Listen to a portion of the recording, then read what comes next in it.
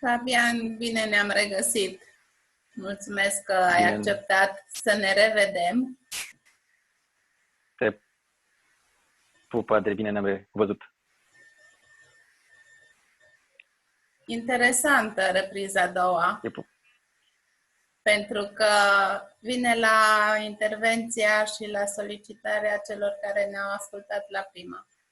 Și asta e cel mai frumos, pentru că, deși am vorbit foarte lejer și plăcut, și intenția noastră a fost că dacă folosește măcar la o persoană, înseamnă că merită să dăm mai departe. Chiar am avut feedback-uri foarte plăcute și prin simplu fapt, așa zis, simplu fapt, că ne-am dat voie să fim vulnerabili și naturale, așa cum suntem de fapt.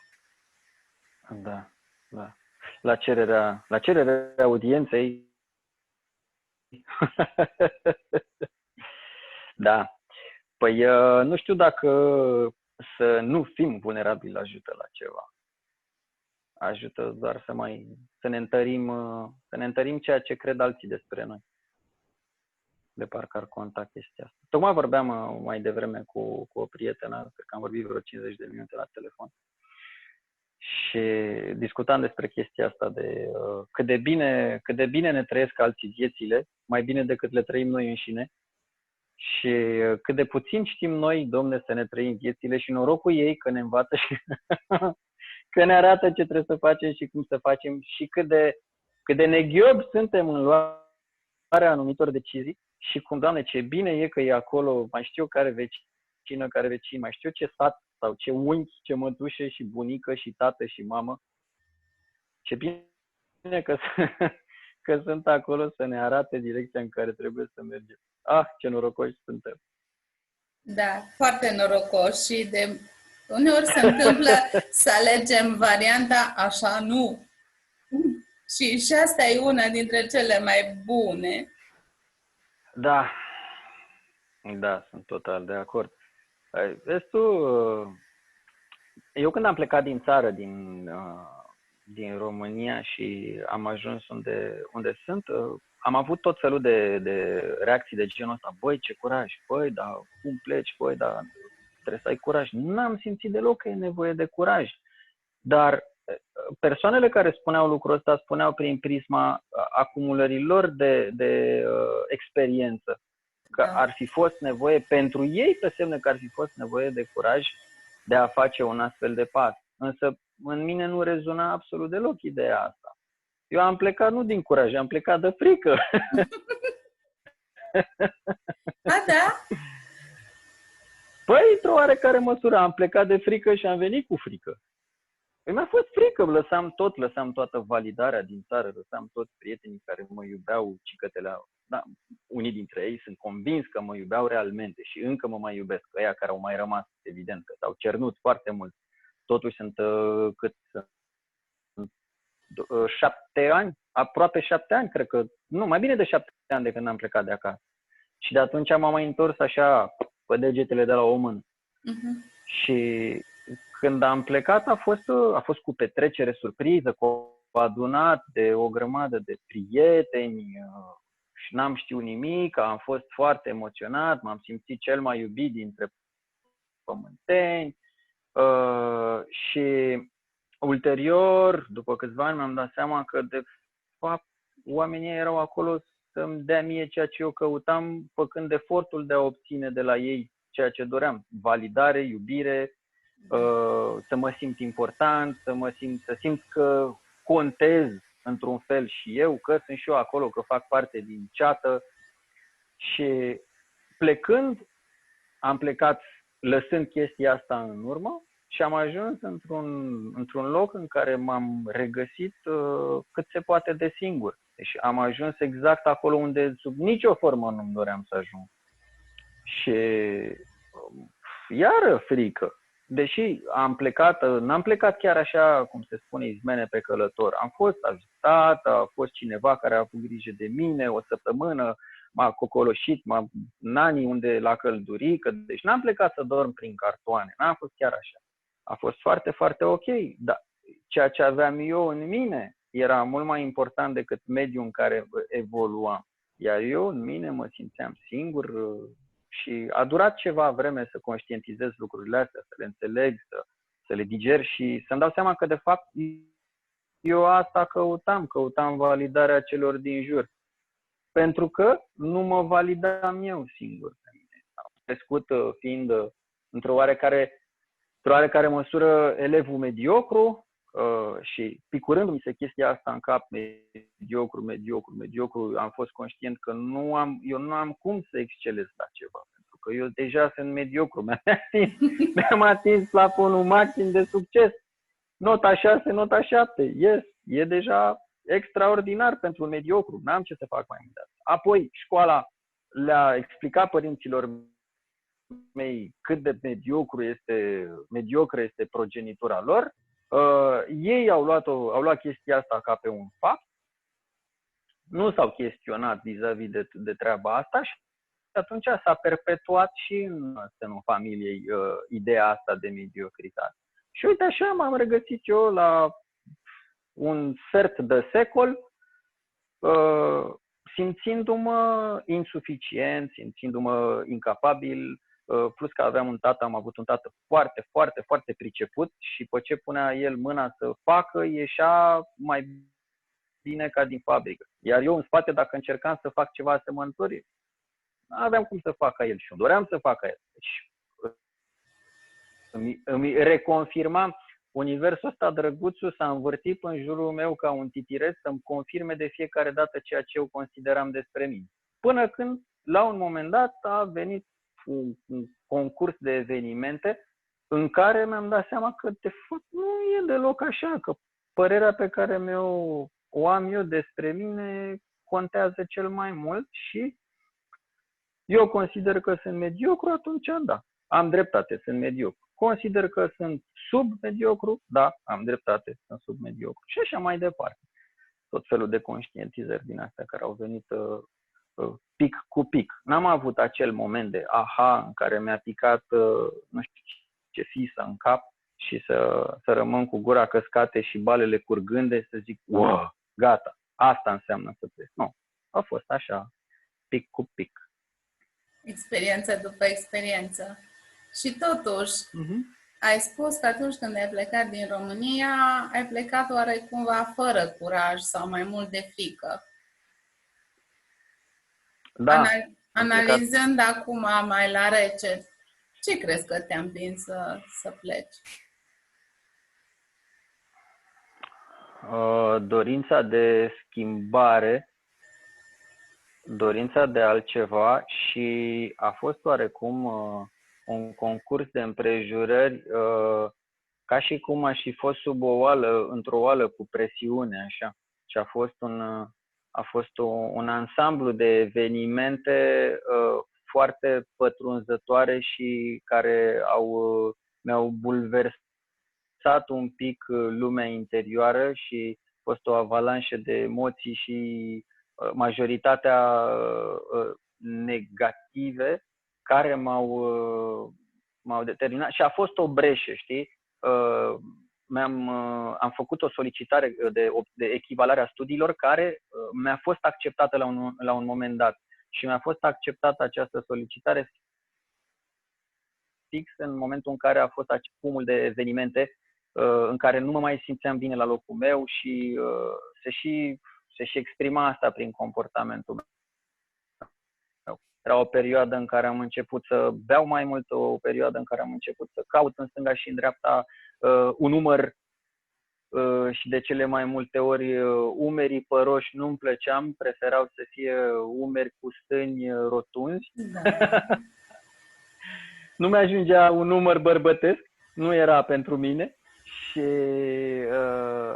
a fost oarecum, știi, firida prin care mi-am găsit scăparea și regăsirea ulterior. Că toate evenimentele s-au succedat într-un mod fantastic, într-un mod deosebit de frumos. Acum când mă uit înapoi, îmi lasă impresia că sunt ca niște piese de puzzle care s-au tot așezat și în continuare se așează. Și bănuiesc că se vor așeza până la sfârșit. Indiferent cum se vor așeza ele, se vor așeza.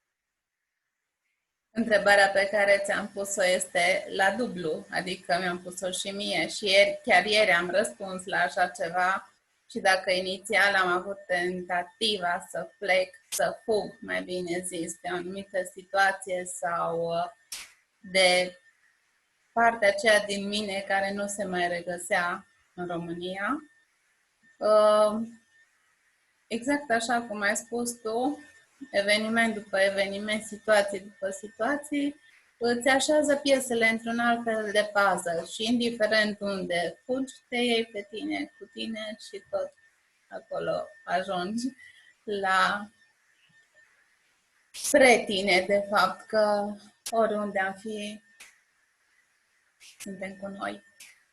Doar că e necesar de cele mai multe ori să fim tot mai prezenți în noi, în corpul nostru, în mintea noastră, în tot ceea ce simțim și să vedem ce mai păstrăm și ce dăm la o parte. Da, cu datul ăsta la o parte chiar e demersul naibii până la urmă. Am zis că e mai simplu așa și chiar mă gândeam și vorbeam de chestia asta. Uneori, parcă era mai bine înainte, măi, frate, așa cum eram inconștient și cu creierii praștie. Acum, parcă e mai dificil, dar după aia imediat vine o altă voce în spate și zice, uite ce ai reușit să realizezi până acum, uite cine ai fost și cine ești. Uite la ăsta de acum, ce părere are de ăla de acum 5 ani și de ăla de acum 10 ani. Și la fel mă proiectez și îmi zic, ok, ceea ce fac astăzi, acum, în momentul ăsta, cum va fi văzut de către mine însumi peste 5 ani? O să mă felicit sau să îmi dau una după ceafă? Care dintre ele? Și atunci cred că alegerea este oarecum lejer de făcut. Doar că nu pot, frate, nu pot să mă gândesc tot timpul la chestia asta, știi? Nu pot să mă gândesc la chestia asta tot timpul și mă bucur oarecum, pentru că asta mă face și mai uman, ne face să fim normali.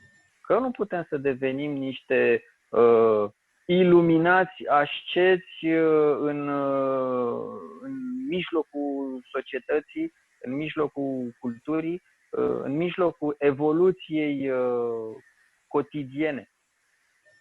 E nevoie să mă duc să mai schimb, să mai scot niște bani, să mai fac o cumpărătură, să mai și muncesc un pic, să servesc un pic și lucrurile astea ne duc realmente în cotidian și în jurul oamenilor alături de care evoluăm. Doar că, de asemenea, poate să fie o chestie pozitivă, pentru că dacă mă aduc pe mine cel în pace, cel care este pacificat cu sine, băi, se vede din avion chestia asta. Se vede și se simte. Lucrând cu pacienți, cu oameni, fiind kinetoterapeut și având o plajă foarte largă de pacienți, am pacienți care văd, care simt și care spun, care și exprimă lucrul ăsta. Și sunt zile în care n-am chef să mă duc și fac astfel încât să mă duc și îmi găsesc cheful, dar tot rămâne ceva acolo. Și îi spun, astăzi nu prea ești ok, astăzi nu... Deci fac diferența între cel care exprimă și dă o anumită calitate de energie și altă dată super. Da. Și eu le spun, n-am chef astăzi, uite, astăzi chiar n-am chef să-mi desfășor activitatea. Fă tu 2-3 lucruri acolo, iartă-mă și dacă nu mă ierți, faci ce vrei tu, îmi pare rău pentru tine, dar astăzi calitatea nu o să fie ca cea de altă dată. Și asta e, înghite, nu înghite. E alegerea proprie. Eu știu măcar că sunt sincer caut să fiu cât mai sincer cu mine și găsesc de cele mai multe ori să fiu sincer cu mine. Da? Iar vin și spun, a fost greu, a fost lung. De fapt, pentru mine a fost mai lung, mai greu, mai anevoios, dar mă gândesc că nu toți se confruntă cu un drum așa anevoios. Acum, cred că e diferit pentru fiecare. Este Însă, diferit. astăzi, acum, e ok. Da, Sunt da. mulțumit. Asta face diferența, că ești mulțumit și încă deschizi la orice apare către tine și la orice tip de înțelegere nouă. Că... Da. Povestea asta cu mediocritatea m-a făcut să cred că nu sunt demn să primesc. Și am avut-o în mine mult timp, că nu sunt demn nu sunt la înălțime, nu sunt suficient de, nu știu cum să zic, suficient de merituos, exact, că nu merit anumite lucruri din partea vieții pe care mi le oferă viața. Și odată ce am înțeles că de fapt mediocritatea nu are nicio legătură cu mine, că mi-a fost oarecum picurată de alții în cap, iar eu am înghițit pastila și a devenit eu, s-a schimbat și atitudinea asta de lipsă de între ghilimele, lipsă de merituozitate. Și mi-am dat seama că de fapt cu toții suntem cât se poate de demni și cât se poate de meritoși să primim tot ceea ce este mai frumos și mai bogat și mai abundent din partea vieții, din partea universului, din partea lui Dumnezeu, din partea lui Brahman, Shiva, Buddha și cum o vrea să-i mai spunem. Nu știu, că oricum nu are nume. Aia am pus și noi un nume, că ne e mai ușor să ne exprimăm și să ne înțelegem. Îmi suna undeva printre gânduri cum se ajunge la nivelul ăsta de mediocritate pe care ai amintit tu, dar de fapt, așa cum ai spus, ascultând de mai multe ori cuvântul, că e de la părinți sau de la școală sau de la alte tipuri de, așa zisă, societate, și apoi comparația. Chiar dacă până la un anumit nivel ne compară alții cu cineva, mare parte și foarte multă greutate are comparația noastră cu altcineva. Pentru că, efectiv, de acolo se naște și competiția. Și oare când o să ajung să fiu mai bun sau mai valoros sau să merit mai mult? Și chestia asta se face tot în termeni comparativi. Deja când folosim termenul de comparație al adjectivului, mai bun, mai frumos, mai deștept, mai nu știu ce, îl comparăm cu ceva, cu cineva. Ori îl comparăm cu colegul de bancă, ori îl comparăm cu vecinul, ori îl comparăm cu sinele de dinainte. Am nu știu ce, am o mașină cu 4 roți care mă duce din punctul A în punctul B, vreau o mașină mai nu știu cum, mai rapidă, mai colorată, mai frumoasă, mai confortabilă, mai într-un fel. Și chestia asta vine tot din copilăriile noastre, pentru că am trăit într-o competiție perpetuă, că a fost epocă comunistă sau epocă democrată, sistemul educațional a fost același. În momentul în care ai pus notă la evoluția unei persoane, ai deschis cutia Pandorei și competitivitatea a pornit din start. N-ai cum să pui aceeași notă tuturor. Deci clar trebuie să existe această diferențiere din punctul de vedere al sistemului educațional de astăzi. Notăm evoluția individului. Și notarea asta ne urmărește toată viața și o acceptăm ca pe ceva de la sine înțeles și nici nu ne punem întrebări. Suntem notați prin salariul pe care îl primim. Asta e o notă. Da. E clar, o notare. E expresia valorii pe care noi o oferim prin timpul pe care îl dăm. O acceptăm sau nu o acceptăm. Dar asta tot o notă e. Un bravo e tot o notă până la urmă.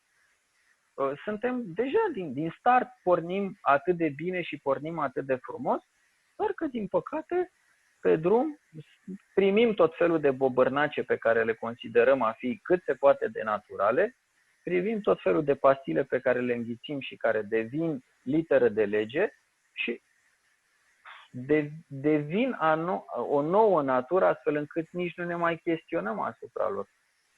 Și în momentul în care începem să ne chestionăm, păi atunci se cam dărâmă tot castelul ăsta de cărți de joc și atunci începem de fapt să construim realul eu, realul individ, pentru că pornește dinspre interior spre exterior. Iar ceea ce pornește dinspre interior spre exterior, nenicule, păi aia e zdravă, aia e puternic, pentru că se înrădăcinează. Are rădăcini zdravene, are rădăcini puternice, iar ceea ce vine din exterior spre interior nu are nimica, nu are relevanță. Doar că le-am înghițit în primii 6-12 ani de viață, pentru că portițele către subconștient, cum spun neurochirurgii, sunt larg deschise și poți să bagi acolo și mizerii, și mărgăritare, și porci la grămadă și sunt luate ca atare. După aia devin, cum am zis, literă de lege, nu le mai chestionează nimeni. Acum am început să le mai chestionăm și noi, de când cu chestiile astea, cu poveștile astea, cu dezvoltarea personală, cum știu ce guru de prin India sau știu ce român care a plecat până în India, a petrecut câțiva ani și a reușit să descopere anumite lucruri extraordinare în sine și le împărtășește apoi și fraților lui români. Sunt lucruri minunate care se petrec astăzi, de care nici măcar nu ne gândeam că există, nici măcar nu știam că există în noi înșine. Da? Uite că suntem acolo pe drumul cel bun. Tot timpul am fost și tot timpul vom fi pe drumul cel bun. Totul este spre creștere. Totul este centropie, nu este nimic entropic.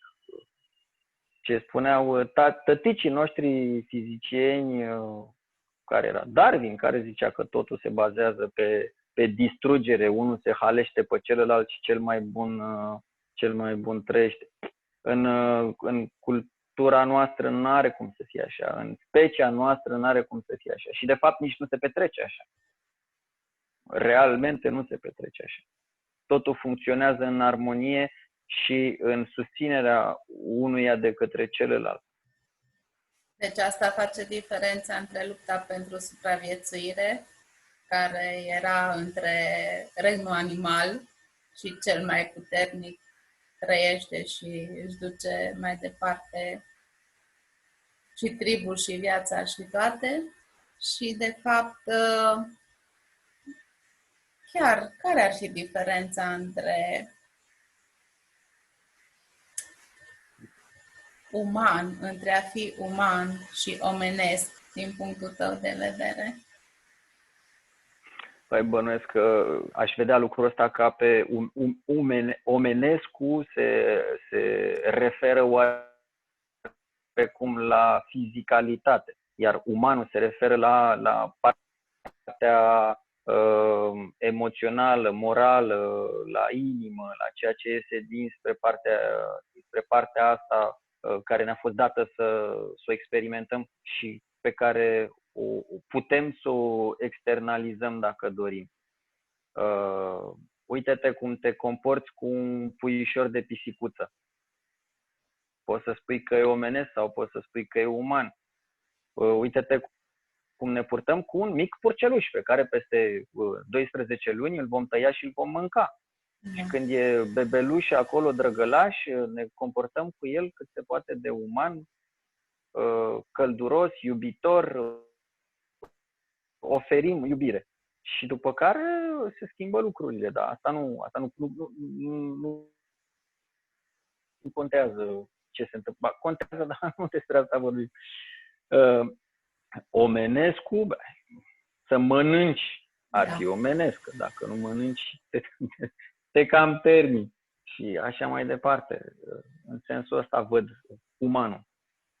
Ok, hai să coborăm un pic cu picioarele mai pe pământ, pentru că feedback-urile ce le-am primit după întâlnirea noastră de săptămâna trecută a fost mai mult pe partea asta de wow, cum un bărbat poate să-și deschidă perspectiva, ochii, sufletul, mintea și să treacă așa ceva prin. Pentru că majoritatea din cunoștințele pe care le am, deși suntem, să zic, la o altfel de maturitate a corpului, la o anumită vârstă, se confruntă cu dispute în relația de cuplu atunci când femeia începe să vadă altfel lucrurile și să înțeleagă și să se interiorizeze, practic. Bărbatul chiar se simte atunci oarecumva în pericol sau abandonat și încă nu știu cum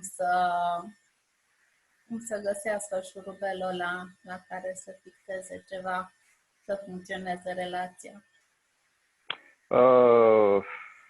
Consider că este teama de a-și exprima sensibilitatea.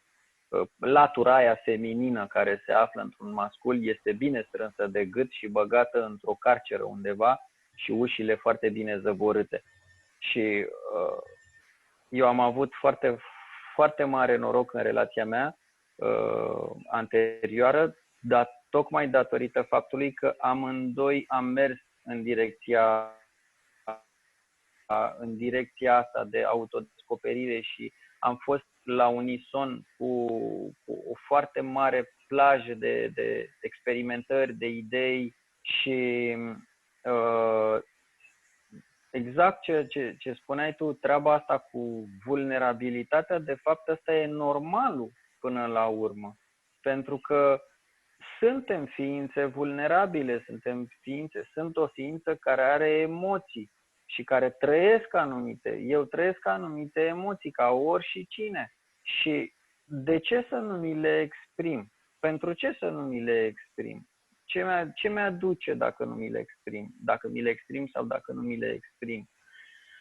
Și în momentul în care le exprim, atunci mă simt mai bine, mă simt mai lejer. În momentul în care nu sunt exprimate și sunt suprimate, atunci se acumulează și ulterior presiunea trebuie să iasă pe undeva. E obligatoriu să iasă pe undeva. Apoi mai este ceva, ceea ce s-ar adăuga, ceea ce n-am spus data trecută, este un ajutor și poate să devină un stil de viață, ideea asta de continență sexuală, care pentru mine era extrem de străină, nici nu știam că există așa ceva. Și în sânul relației pe care am avut-o, am aflat de ea și am început să experimentez anumite lucruri, să învăț de ce poate să ofere, pentru că am fost reticent prima dată. Dar exact pentru că am fost reticent, am zis, ok, sunt reticent, de ce sunt reticent? Vreau să văd mai departe cu ce se mănâncă povestea asta, ce vrea să spună. Și ușor am aflat lucruri care au fost în rezonanță cu logica mea. Am impresia că noi bărbații avem nevoie să înțelegem lucrurile din punct de vedere gnostic, logic. Să știu clar că ceea ce urmează să fac ca și o practică are un sens pentru mine și mi oferă ceva, câștig ceva. Și atunci, dacă am înțeles chestia asta și se pupă cu valorile mele, all in și vedem ce poate să iasă. Și se descoperă iară lucruri noi. Și vorbeam cu cineva care lucrează foarte mult în direcția asta și îmi spunea că sunt foarte multe doamne interesate de lucrul ăsta, foarte multe zeițe interesate de lucrul ăsta. Și ne mai vedem? Da. Da. Și foarte puțini domni, foarte puțini zei care se interesează și caută să afle și să practice lucrul ăsta.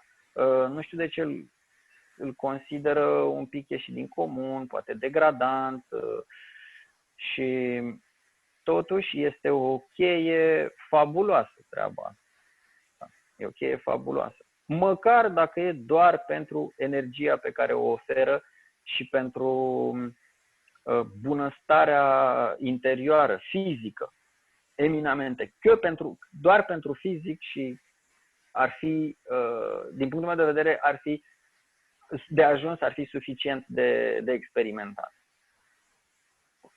Da, dar pentru asta vezi că e necesar să dăm la o parte foarte multe tipare și gândire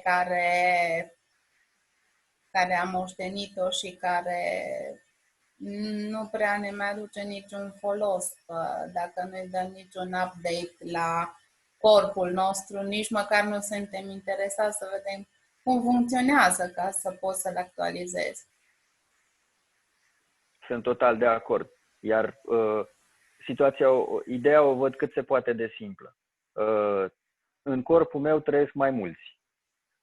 Și mă refer la memoria celulară și la bagajul ancestral al bunicilor, străbunicilor, străbunicilor și așa mai departe, care au trăit în niște momente, în niște epoci foarte dure și care se aflau realmente în supraviețuire. Iar eu acum, astăzi, trăiesc în securitate.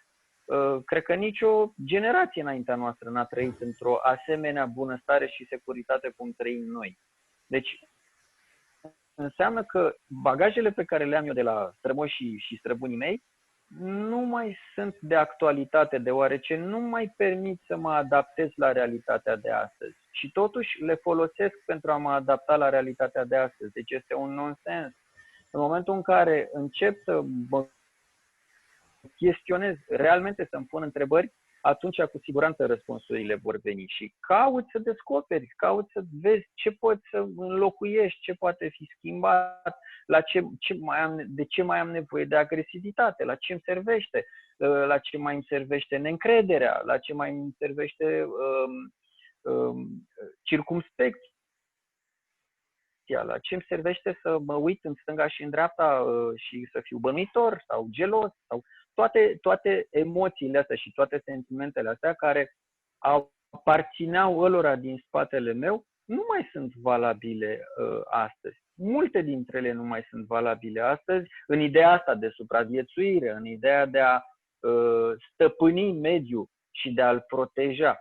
Nu mai am nevoie, deci pot să o iau într-o altă direcție și să merg către expansiune, să merg către lucrurile care pot permite să evoluez. Că strămoșii mei și-au făcut treaba lor, au muncit într-un mare fel ca eu să fiu astăzi aici, să rămână, le mulțumesc tuturor. Ce fac eu cu darurile pe care ei mi le-au oferit, cu viețile pe care ei le-au trăit astfel încât eu să trăiesc viața asta de astăzi, e foarte important. Și cum pot eu să onorez toate acele vieți din spatele meu decât înflorind și crescând nu în teamă, nu în frică, nu în lipsă, nu în gelozie, nu în ranchiună, nu în detestare, nu în anxietate, nu în depresie și lista continuă. Și asta cred că ar fi cea mai frumoasă modalitate de a-i onora pe mama, pe tata, pe bunicul, bunica, străbunicul și așa mai departe. Să trăiesc într-adevăr viața în toată plenitudinea ei, fără frică. Minunat. Nu mi-e frică de bau-bau. Super. Ieri am făcut o postare despre sinceritate și am primit o întrebare și uite că tocmai acum mi-am dat seama că e momentul cel mai potrivit să vorbesc cu tine. Și spune cam așa.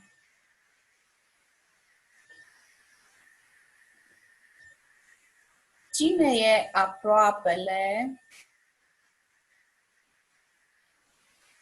pe care ar trebui să-l iubești ca pe tine însuți? Nu vreau să-mi răspundeți, vorbiți cu prietenii dumneavoastră în care aveți încredere și uite că suntem la momentul potrivit. Deci, în ce manieră credeți că te poți iubi pe tine însuți fără să te iubești pe tine însuți? Cine e aproapele pe care ar trebui să-l iubești ca pe tine însuți? Uită-te în oglindă. Păi uite-te în oglindă deja, uite-te în oglindă și dacă în oglindă ceea ce vezi, simți față de ceea ce vezi în oglindă, simți iubire, înseamnă că iubești pe toată lumea. Dacă nu iubești ceea ce vezi în oglindă, n-ai niciun alt aproape pe care să-l poți iubi. Mai întâi de acolo pornește. De acolo pornește. Dacă mă simt gol, dacă nu mă simt suficient, dacă simt că am lipsuri, Păi cum pana mea pot eu să ofer ceva cuiva? Că n-am de unde să ofer când găleata e goală. Trebuie să pun și eu ceva în găleata aia ca să am ce da. Na. Celui ce n-are îi se va lua și ceea ce n-are. Zicea cineva ceva undeva, o chestie de genul ăsta. Și după aia zicea că celui care are îi se va da, îi va ieși și pe nas. Bine, asta este adaptare. Așadar, aproapele pe care doresc să iubesc, cel mai bine îl pot iubi atunci când mă iubesc pe mine. Iar să mă iubesc pe mine poate să fie oarecum un nonsens, că de fapt n-am cum să mă iubesc pe mine atâta timp cât eu sunt iubire. Sunt un produs de iubire și sunt iubire. N-am nevoie decât să dau la o parte, să fac curat, să dau la o parte praful, ciulinii, mărăcinii, carcalacii și gândacii și păienjenii și pânzele de păianjen care au acoperit toată frumusețea asta și toată iubirea asta pe care eu cred că nu o am față de mine. Atât. E nevoie doar de făcut curățenie. Da. De făcut curățenie și apoi totul va străluci. Curățenie care... Te-aș fi răspuns în mai puține cuvinte pe Facebook. Curățenie care practic începe inițial de la suprafață, pentru că asta e oglinda pe care o vedem sau imaginea pe care o vedem în oglindă, suprafața. Este tangibilă, este vizibilă. Și apoi, cu cât îndrăznim mai mult să intrăm în profunzime și acum nu neapărat să cunoaștem cum funcționează organele 100% și câte celule. Formă, nu. Da. Bineînțeles că. Aproapele, din punctul meu de vedere, inițial este partea noastră subconștientă, conștientă, deci mecanismul minții, să înțelegi un pic oare cum funcționează și ce mă trage înapoi și ce mă împinge înainte.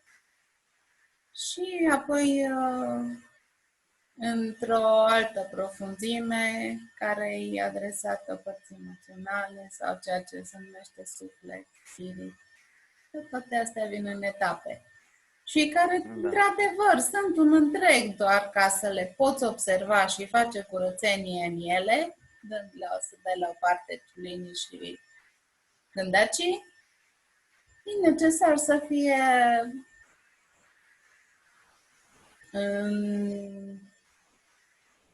întinse așa ca pe o masă, ca pe să o vezi din afară, să poți observa din afară. Care nu e o separare, că tot un întreg suntem, doar că vin părți care sunt. Da, cred că este necesar de asemenea să fie liniște, să fac liniște. Necesar să fac liniște și să văd cine vorbește în capul meu. Că sunt atât de mulți vorbitori și atât de bizari, uneori nici nu știu cine sunt ăia și stau și mă întrebă, de unde vin toate ideile? De unde vin toate gândurile astea? Și de aici pot veni alegerile în momentul ăsta. Stau și eu cu ochii închiși 10 secunde și umblă gândurile, Ion Ghiuri Pascu zicea așa, în capul meu umblă gândurile prin capul meu ca trenurile și când mai și șuieră, vai de mine ce e în capul meu. Și cam așa e. Cam așa e. De ce nu putem să adormim lejer noaptea? Păi, pentru că ne umblă gândurile prin cap ca trenurile și șuieră. Însă avem o capacitate pe care nu are nicio altă specie de pe planeta asta. Putem observa.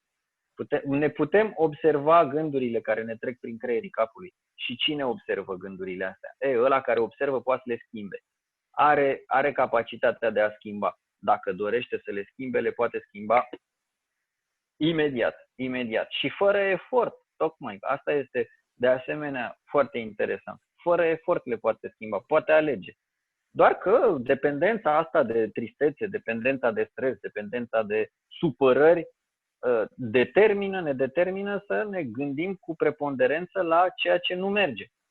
Iar asta vine din cadoul ăsta de care ziceam, de la strămoși. Păi de ce mă gândesc la ce nu merge? E logic să mă gândesc la ce nu merge, deoarece trebuie să găsesc modalitatea de a nu se repeta ceea ce nu merge.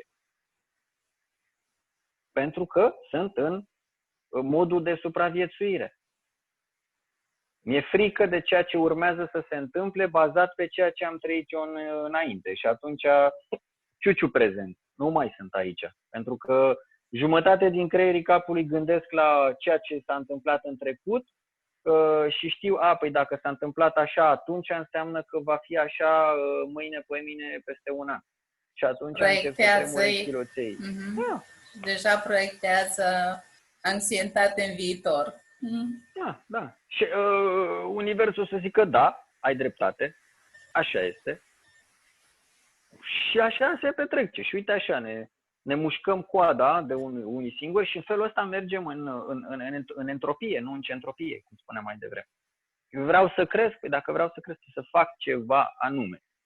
Zilnic. Și e greu. Mie mi-a fost greu.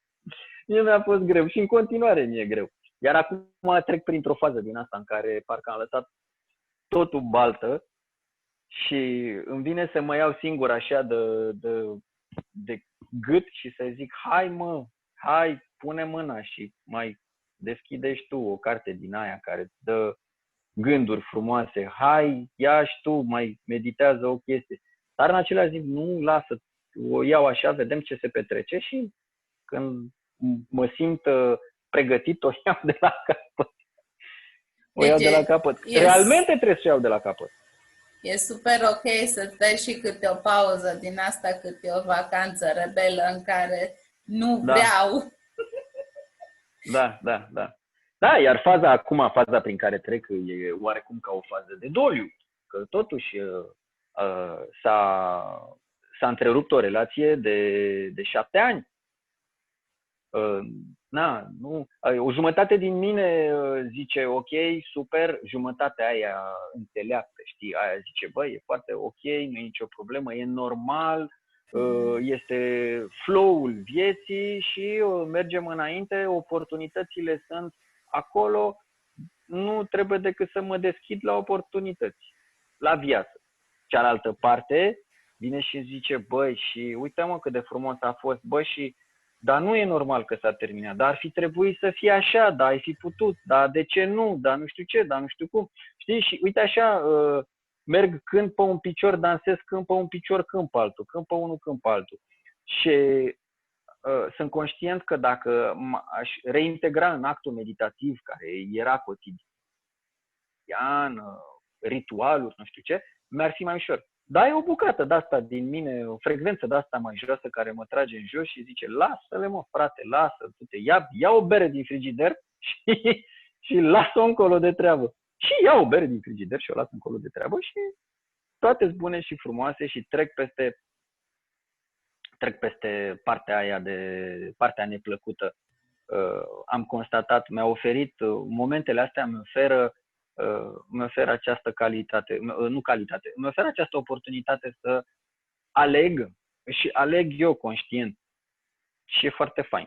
Și așa am mai observat o chestie, știi? Am observat că, băi, n-am fost niciodată singur în solitudine și mă mai uitam la toți prietenii mei din jurul meu, nu au fost singuri. Dar când zic singur, nu mă refer neapărat într-o relație intimă. La început au fost părinții care ne-au cocoloșit mai mult sau mai puțin, care s-au ocupat de noi, ne-au crescut. După care ne-am îndepărtat de părinți, a fost gașca din liceu, gașca din facultate, colegii de muncă.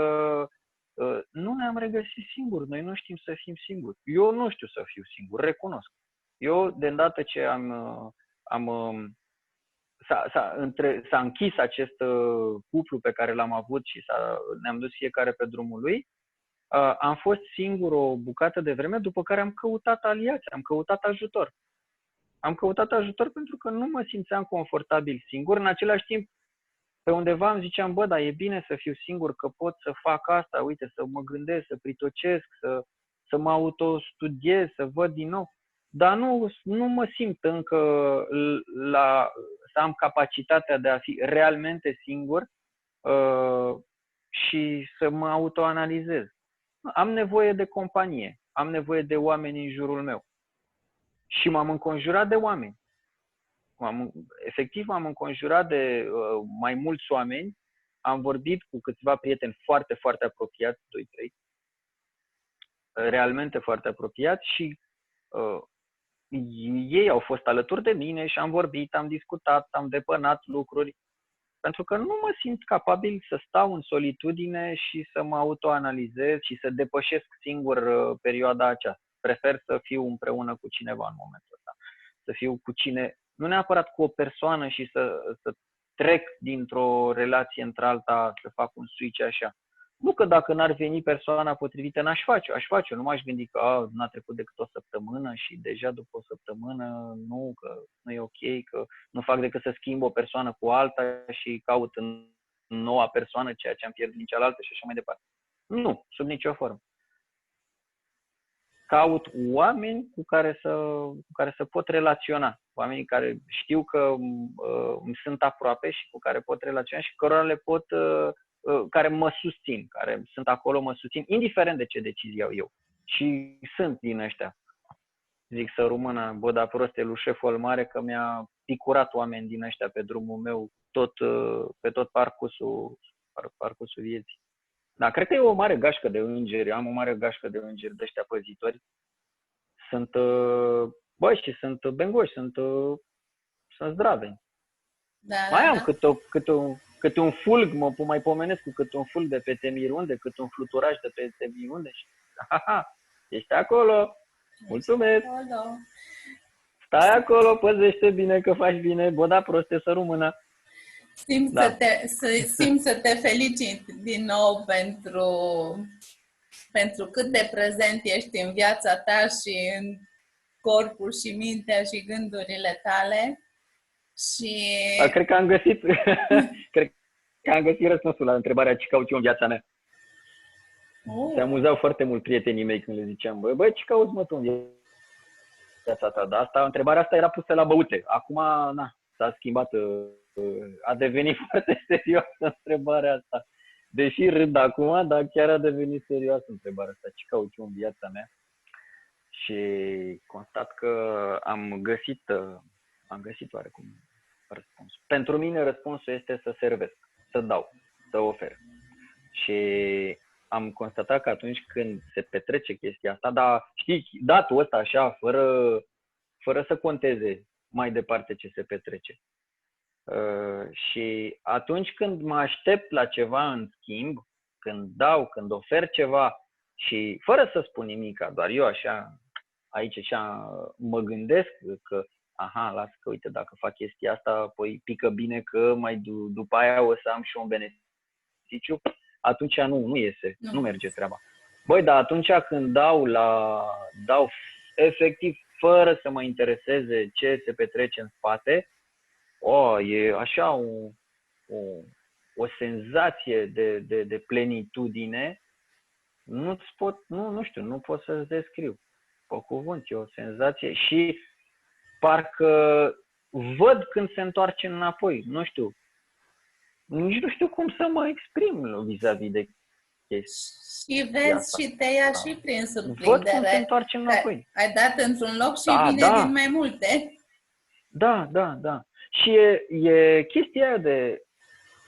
Știi că e normal că a venit înapoi, dar în același timp este și surprinderea așa. Wow! E bizar așa, știi? Că cu toată povestea asta cu legea atracției și cu atracția universală și cu mai știu eu ce, am ingurgitat din punct de vedere informațional ce, cum, cât se petrece. Și acum pot să zic că știu într-o oarecare măsură, băi, cu siguranță vine. Și știu că vine. Dar când vine,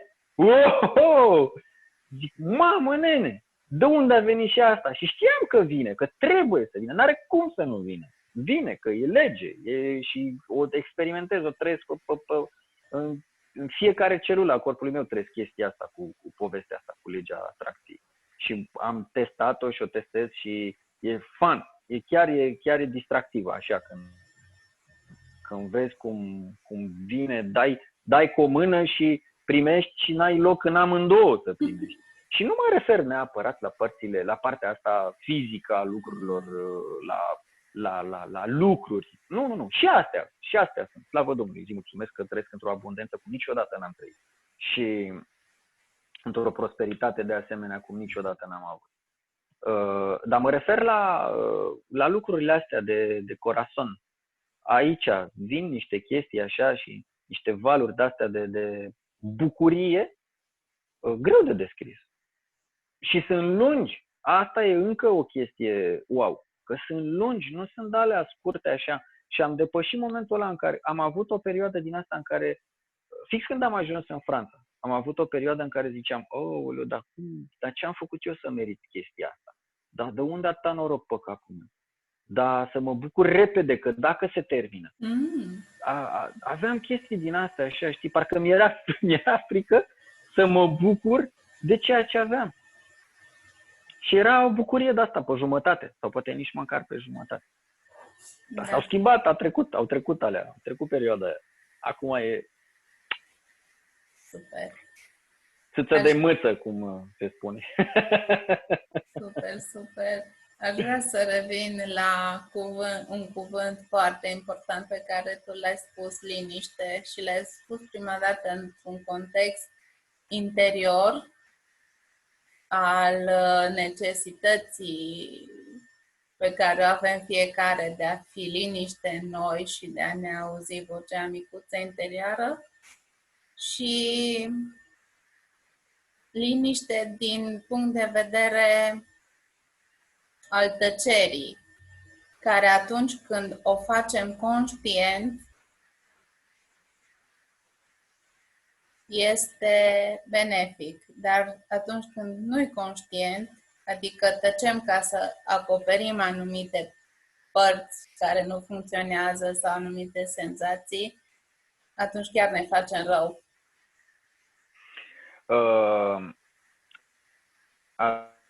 Avem două urechi și o singură gură. Oare de ce ori fi așa? De ce nu avem două guri și o ureche aici? Bună întrebare. Nu cred că e de aiurea făcută chestia așa. Și în plus mai auzim și stereo. Deci suntem high level. Așa că ar fi ok să le utilizăm proporțional, nu? Și liniștea de care spui, într-adevăr, este liniște introspectivă și nu este obligatorie să fie coroborată cu solitudinea. Putem să fim în liniște absolut oriunde, în liniște interioară, absolut oriunde, iar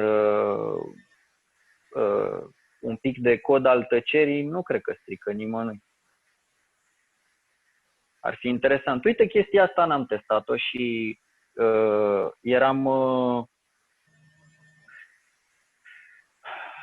acum câteva luni de zile, iubita mea avea luat tapasuri din astea de liniște, de 2 sau de 3 ore de liniște și mi se părea extraordinar, mai ales că eu sunt un vorbăreț, nu prea îmi tace gura când încep să vorbesc și uneori mă trezesc vorbind fără să spun nimic. Și uite, cred că discuția asta noastră o să mă pun la treaba asta să vorbesc. Deja am ajuns la a nu vorbi 7 ore când dorm. E o treabă. Și că nu vorbesc când somn. Acum nu știu. Acum mai rămâne și când soarele e pe cer să văd, să testez chestia asta. N-am testat. Da, uite. Super. Da, vezi tu că solitudinea de care ziceai tu în aceste momente este benefică pe de o parte și de atunci, practic, ești în observație, că îți asculți gândurile, îți observi sentimentele, stările și când începi să vorbești și să te și auzi cu persoanele, cu îngerașii care ai la dispoziție, cum spui tu, deja vine cu un o altfel de substanță, un altfel de substrat, tu deja scoți la suprafață filtrat. Da, e un alt vibe.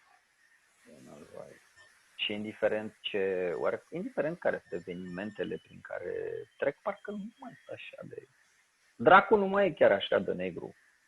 Aha. S-a mai spălat un pic. Da, nici nu știu cum să exprim chestia asta. Din exterior se vede ca și cum, dar nu te interesează, și pe tine aia, nu te interesează și pe tine nimica. Din exterior cam așa se vede. Oricum, prea puțin contează cum se vede din exterior. Eu din interior simt cu totul și totul altceva. Să mă trezesc dimineața și să ascult păsărelele și să mă uit la iarbă așa ca un taur ca Ferdinand, știi? Deja mi se pare un privilegiu că pot să mai văd și în culori, și aud și pot să aud păsăricile alea. Deja mi se pare ceva așa, ce fain, ce privilegiu, ce oportunitate. Să respir, da, pot respira, da. Să simt pe piele, să simt căldura soarelui, picăturile de ploaie. Nu știu, trăim niște vieți fantastice, dar atât de ocupați suntem să le trăim, încât nu le mai vedem, trec pe lângă noi. Nu știu câți dintre noi când părăsesc domiciliu se uită realmente la natura care îi înconjoară. Chiar și în mijlocul orașului, tot este un arbore pe undeva, tot este un boschete pe undeva. N-are cum să nu atragă astfel de lucruri și să ofere să regleze un pic starea interioară. Sau pur și simplu ne uităm la cer. Erau alea acum câțiva ani unde scria pe București privește cerul. Și de fiecare dată când vedeam chestia aia mă uitam pe cer. Dar nu știu de ce mă uitam pe cer. Oricum nu însemna mare lucru pe vremurile alea pentru mine, mă bufnea râsul. Dar acum are altă valoare. Efectiv, are altă valoare. Și florile, nu știu, toată multitudinea asta de flori. Bine, că mi-au plăcut florile de mulți ani. De când m-am făcut mai măricel, așa îmi plăceau florile și îmi plăcea foarte mult când maica mea primea flori. Ziceam că sunt ale mele. Și să avem privilegiul ăsta să vedem atât de multe culori, atât de multe flori și atât de multe parfumuri diferite. E wow! Chiar wow! 2 picioare cu care să mergem. Dacă nu avem 2 picioare cu care să mergem, 2 mâini cu care să mâncăm și așa mai departe. Că până la urmă, corpul ăsta e doar o mașinuță pe care o folosim aici și pe bucățica asta de parcelă care ne-a fost dată și apoi se duce și luăm altă pijama după aia. Ne îmbrăcăm într-o altă pijamă.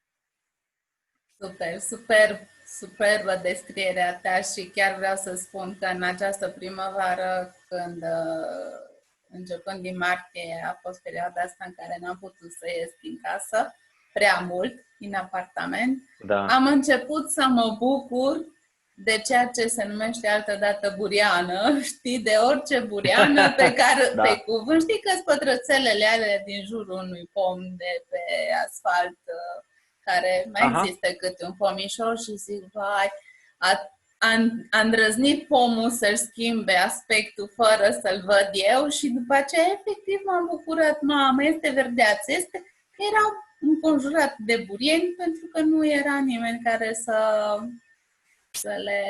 să-i facă toaletarea. Și m-am bucurat și de alea. Era o altă fațetă a vieții, a naturii care se exprimă și crește și evoluează cu sau fără noi, prezența noastră. Exact. Avem posibilitatea de a alege. Ori creăm un iad din viața noastră și trăim realmente. Eu nu cred de povestea asta că e iad și că e rai și că nu știu ce. Alea sunt aici acum. Ce o să se întâmple după aia, o să se întâmple după aia, însă acum și aici, ori îmi creez iad, ori îmi creez rai. Eu aleg și sunt direct răspunzător de ceea ce aleg. În momentul în care aleg să trăiesc în iad, o fac inconștient. În momentul în care aleg să trăiesc în paradis, o fac cât se poate de conștient și îi mai molipsesc și pe alții pe deasupra. Și nu poate decât să fie ok, pentru că trăim bine cu noi înșine. Nu mai trăim bine cu noi înșine, în pana mea. Nu știu ce-o fi atât de dificil și suntem și, de fapt, nu știu, am mai citit așa și am mai aflat unele chestii. Suntem dependenți. Celula a devenit dependentă. Are pe suprafața ei are niște receptori, iar receptorii ăia sunt bombardați zilnic de stres, anxietate, tristețe, supărare, nervi, spume, clăbuci și mai știu eu cum vrem să le numim. Și celula aia zice ok, să vină, că ne adaptăm, să vină, că ne adaptăm. Și după aia când ai un eveniment din ăsta happy, păi trece, uite așa, trece ca racheta, trece, nici nu-l observi, nici nu te bucuri de el. De ce? Păi pentru că celula aia nu mai are și ea la rândul ei oarece mici receptorași ca să primească hormonii care au fost generați de către starea de bucurie. Și da, trece așa. Și uite, trece o zi și într-o zi ai 10 evenimente faine care se petrec și un singur eveniment de rahat și atunci stresăm pe evenimentul ăla nașpa și începem și clocim și clocotim și căutăm să găsim, dar de ce n-am făcut așa, dar poate că ar fi fost mai bine, bă, dar ce ghinionii sunt. Nu are nicio legătură, nici cu una, nici cu alta. Are strict legătură cum diger evenimentul respectiv. Cum mai spun chestia asta, evenimentele nu există ca și potențial. Ele sunt neutre. Valoarea pe care eu dau evenimentului îmi aparține. Sunt evenimente dezastruoase care se petrec în viața noastră, este o realitate, însă una este să zic, sufăr de 10 ani că m-a părăsit, că am divorțat sau că a murit soția sau că mi-a murit copilul. Sunt evenimente reale, serioase și dure ale vieții. Sau, ce prefer? Să trăiesc 10 ani în felul ăsta în viața mea sau să zic ok, a fost un eveniment, am suferit, sunt conștient de suferința prin care trec, dar aleg să mă opresc la un moment dat și să continui să trăiesc. Sunt o grămadă de filme de genul ăsta în care învățăm, băi, dar ăla care a murit sau ăla care nu mai e, ar fi bucuros să te vadă pe tine că bocești 10 ani? Și tot zic, nu. Păi pentru că nu. Și, într-adevăr, sunt evenimente triste. Dar eveniment ce înseamnă? Eveniment înseamnă o extrem de scurtă perioadă de timp. Asta înseamnă că dintr-un eveniment de o scurtă perioadă de timp fac un mare rahat din tot restul vieții? Pute, n-are rost. N-are rost. Hai să punem floricele. Îngropăm rahatul, punem floricele acolo unde a fost rahatul și ies niște floricele care miroase tare. Da. Îl folosim ca și îngrășământ. De fapt, asta face diferența între durere și suferință. Durerea e atunci, în timpul evenimentului și probabil puțin după, și suferința pe care o lălăim și o perpetuăm depinde de capacitatea noastră, de cât și cum. Total de acord. Doliu este un proces natural, este un proces normal, însă devine patologic, devine anormal în condițiile în care este prelungit inutil, doar ca să-mi confirme ceea ce eu deja trăiam, da. Ceea ce eu deja eram. Atât. Super. Deci, în încheierea discuției noastre de astăzi, hai să facem alegeri conștiente. Și cât mai benefice pentru stările noastre interioare. Acum, cred că alegerile care sunt făcute sunt bune făcute atât timp cât sunt conștiente, chiar dacă duc către direcții în care nu ne-am dorit să ducă, totuși destinația în care suntem duși de către alegerile respective nu face altceva decât să deschidă noi oportunități pentru noi alegeri. Deci oricum e bine. Este. Atât timp cât sunt conștiente. Când sunt inconștiente, tot bine e și asta. Avem timp. Că nu există. Mai ieșim de cum ziceam, dăm pijamaua asta jos și după aia venim cu o altă pijama nouă și o luăm de la capăt. Nu-i bai. Da. Nu suntem corpul nostru și nu suntem nici mintea noastră. Suntem mult mai mult de atât. Pam, pam! Pam, pam. Cale ușoară Oricum, la a descoperi tot traseul ca și, ăsta. da, eu ca și încheiere aș prefera să zic, hai să ne distrăm. Yes. Hai să ne distrăm, să ne amuzăm, să râdem, să ne permitem să fim copii și să nu ne mai gândim la ce zice vecinul și vecina. N-are sens. Să redevenim copii. Inocenți și fără griji. Fără griji în sensul de a nu ne lăsa marcați de evenimentele prin care pășim. Nu le permite să ne marcheze într-un mod negativ. Doar niște evenimente. Hai să învățăm din ele și atât. Și să ne distrăm mai departe, să ne amuzăm și să râdem mai departe și să cântăm. Hai să ne jucăm cu viața. Păi ea nu se joacă cu noi. De ce nu am răspuns la fel? Păi da, let's play. Așa-i. O seară plăcută, Mulțumesc. Fabian. Mersi frumos și Adriana, îți mulțumesc. Te îmbrățoșez. Sper să ofere ceva, orice, în orice direcție persoanelor care vor urmări blablaurile noastre. Și îmi doresc să ajute. Să ofere ceva. Da. Nu neapărat să ajute. Să ofere ceva, să ofere o valoare. Orice fragilitate sau vulnerabilitate atingem e binevenită, e oportunitate de deschidere, de atenție. Mm-hmm. Super. Da. Seară faină! Te pup! Îi salut și îmbrățișez și pe cei care vor vedea ceea ce am făcut noi aici. Da. Tai, tai!